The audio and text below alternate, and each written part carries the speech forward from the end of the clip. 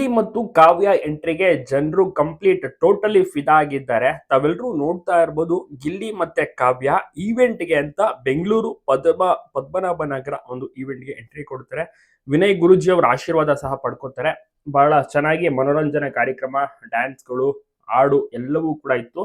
Guest ಆಗಿ ಗಿಲ್ಲಿ ಮತ್ತೆ ಕಾವ್ಯ ಅವರನ್ನ ಕರೆಸಿರ್ತಾರೆ. ಇವರ ಎಂಟ್ರಿಗೆ ಜನರು ಕ್ರೇಜ್ ಅಂತೂ ನೆಕ್ಸ್ಟ್ ಲೆವೆಲ್.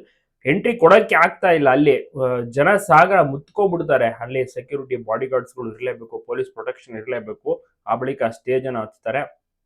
ಇಬ್ಬರನ್ನ ನೋಡಿ ಜನರು ಸಿಕ್ಕಾಪಟ್ಟೆ ಖುಷಿ ಪಟ್ರು. ಅನೇಕರು ಸೆಲ್ಫಿ ಫೋಟೋವನ್ನ ಕ್ಲಿಕ್ಕಿಸ್ಕೊಂಡ್ರು, ಇನ್ನು ಅನೇಕರು ಆಟೋಗ್ರಾಫ್ ಹಾಕ್ಸ್ಕೊಂಡ್ರು. ಇನ್ನು ತುಂಬಾ ಜನ ಗಿಲ್ಲಿ ಮತ್ತೆ ಕಾವ್ಯ ಡ್ರಾಯಿಂಗ್ ಅನ್ನ ಮಾಡ್ಕೊಂಡು ಬಂದಿದ್ರು, ಅದನ್ನು ಕೂಡ ವೇದಿಕೆ ಮೇಲೆ ಹೋಗಿ ಕೊಡ್ತಾರೆ. ಸಿಕ್ಕಾಪಟ್ಟೆ ಖುಷಿಯಾಗಿದ್ದಾರೆ ಅಂತಾನೆ ಹೇಳ್ಬೋದು.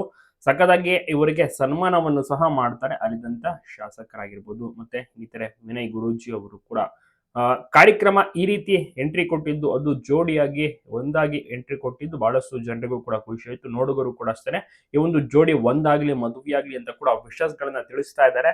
ಮತ್ತೆ ಅಲ್ಲಿದ್ದಂತ ಬೇರೆ ಬೇರೆ ಸ್ಪರ್ಧೆ ಇವರು ಜಡ್ಜ್ ಅತಿಥಿಗಳು ಕೂಡ ಅಷ್ಟೇ ಹೇಳಿದ್ದು, ಇಬ್ರು ಚೆನ್ನಾಗಿದ್ದೀರಾ ಒಂದಾಗಿ ಅಂತೆಲ್ಲ ಕೂಡ ತಿಳಿಸ್ತಾ ಇದ್ರು. ಒಟ್ಟಾರೆ ಸ್ವಲ್ಪ ಹೊತ್ತು ಸಮಯಗಳಿದ್ದಾರೆ, ಸುಮಾರು 1 hour ಒಂದು ಪ್ರೋಗ್ರಾಮ್ ನಲ್ಲಿ ಇರ್ತಾರೆ. 2-3 ಡೈಲಾಗ್ ಗಳನ್ನ ಹೊಡಿತಾರೆ, ನೋಡಿ ಖುಷಿ ಪಡ್ತಾರೆ ಜನರು. ನಿಮ್ಗೂ ಕೂಡ ಇಷ್ಟನಾ ಈ ಒಂದು ಶೋ? ಇನ್ನೇನೆ ಈವೆಂಟ್ ನಲ್ಲಿ ಭಾಗಿಯಾಗಿದ್ದು ಬಹಳಷ್ಟು ಜನರಿಗೆ ಖುಷಿ ಇದೆ.